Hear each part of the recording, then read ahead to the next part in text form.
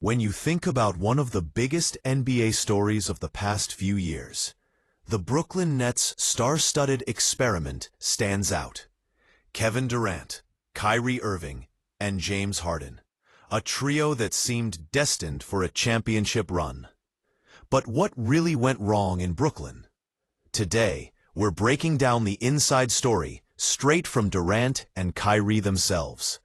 Stick around, because this is a tale of high expectations, fractured relationships, and the harsh reality of trying to win in today's NBA.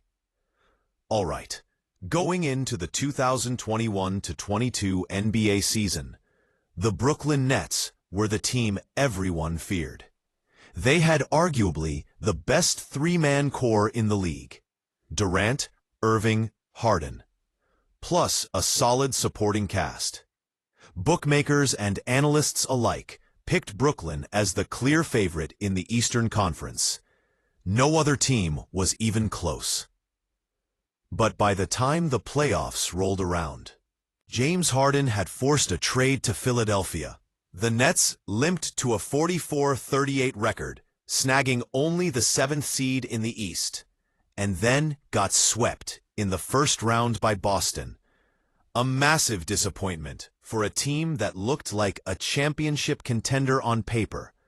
Fast forward to recent days, and Kevin Durant and Kyrie Irving have been openly reflecting on what really went wrong behind the scenes in Brooklyn. Their comments offer a rare glimpse into the complicated mix of talent, ego, injuries, and management struggles that doomed the team. Let's start with KD's side of the story. Durant spoke on the Mind the Game podcast, hosted by none other than LeBron James and Steve Nash, who was actually the head coach of that Nets squad. Durant was pretty clear about the challenges they faced. He said, "I feel like him and Nash, were locked in on the same page, trying to do something special." But Nash's hands were tied a lot because as a coach, he had to deal with so much. Durant added that he never felt like they got the full Steve Nash that they needed. Durant went on to say he really enjoyed his time in Brooklyn and loved playing there. But he felt the team's problems ran deeper than just on-court issues. So much happened around the guys who were committed to the situation. "I felt like we were committed, but everybody else wasn't. It was just weird," he explained.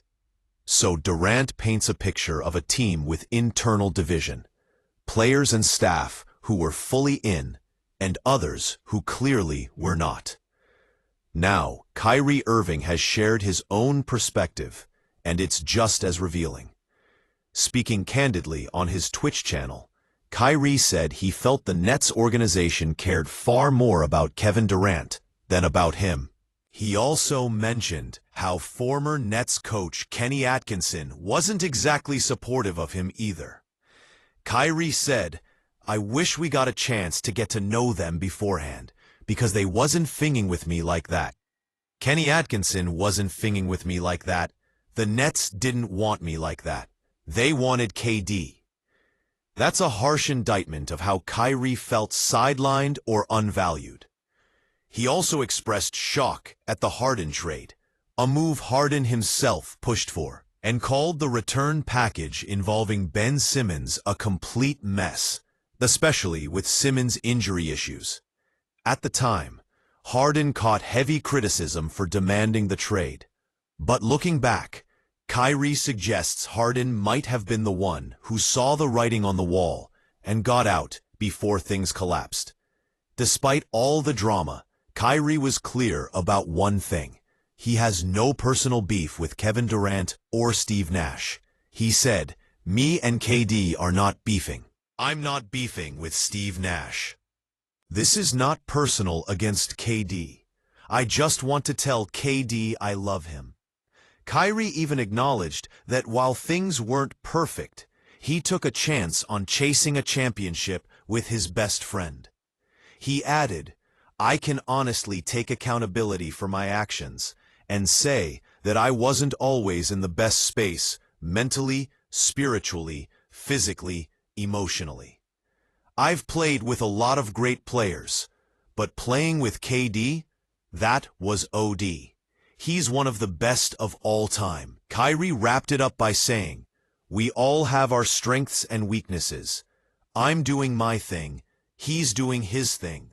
Let's leave it there." So what does all this mean for the Nets going forward? The organization is still digging itself out of the hole left by that turbulent era. The once lauded championship hopefuls now find themselves in a rebuilding phase, trying to build chemistry, culture, and a winning identity again. Brooklyn's story serves as a cautionary tale.